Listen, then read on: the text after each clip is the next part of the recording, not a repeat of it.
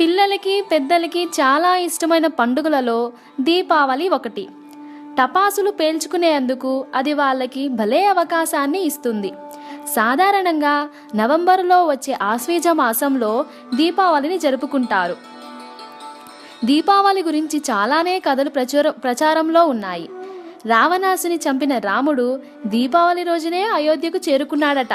విష్ణుమూర్తి అవతారమైన వామనుడు బలిచక్రవర్తిని ఇదే రోజున ఓడించాడట. కానీ అన్నిటికంటే ఆసక్తికరమైన కథ నరకాసునికి సంబంధించిన కథ. విష్ణుమూర్తి అవతారాలలో ఒకటైన వరాహ అవతారానికి భూదేవికి పుట్టినవాడే నరకాసుడు.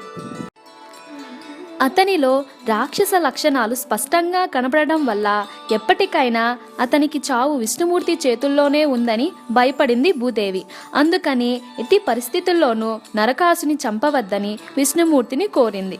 విష్ణుమూర్తి కాసేపు ఆలోచించి, సరే, నేను నీకు వరాన్ని ఇస్తున్నాను, నీవు తప్ప నరకాసుని ఎవరూ చంపలేరు అని అన్నారు. ఆ మాట వినగానే భూదేవి సంతోషపడింది. చూస్తూ చూస్తూ తన బిడ్డను తానే చంపుకోను అని ఆమె నమ్మకం. రోజులు గడిచే కొద్దీ నరకాసునికి తిరుగులేకపోయింది. ఆ ఇంద్రుడు కూడా నరకాసుని ఓడించలేకపోయాడు. దేవతలందరూ విష్ణుమూర్తి దగ్గరకు వెళ్ళి వేడుకున్నారు. నరకాసునికి చావు దగ్గర పడింది అని వీళ్ళకి అభయమిచ్చాడు విష్ణుమూర్తి. త్వరలోనే విష్ణుమూర్తి శ్రీకృష్ణుడిగా, భూదేవి సత్యభామగా అవతరించారు. మరోపక్క నరకాసుడు తన దుర్మార్గాన్ని సాగిస్తూనే ఉన్నాడు. అలా ఒకసారి శ్రీకృష్ణుడినే ఎదుర్కొన్నాడు నరకాసుడు.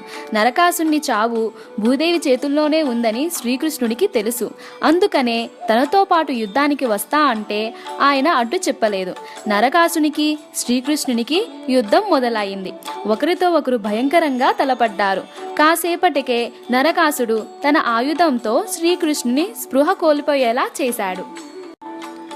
అంతే, ఇక సత్యభామ స్వయంగా నరకాసునితో యుద్ధంలోకి దిగింది.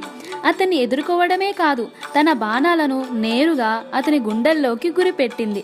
ఆ బాణాల తాటికి నేల కులక తప్పలేదు. నరకాసుడు చనిపోయిన ఆ రోజుని నరక చతుర్దశి పేరుతో పిలుస్తూ ఆ విజయానికి గుర్తుగా మరనాడు దీపాలను, టపాకాసులను వెలిగిస్తూ సంబరాలు జరుపుకుంటారు.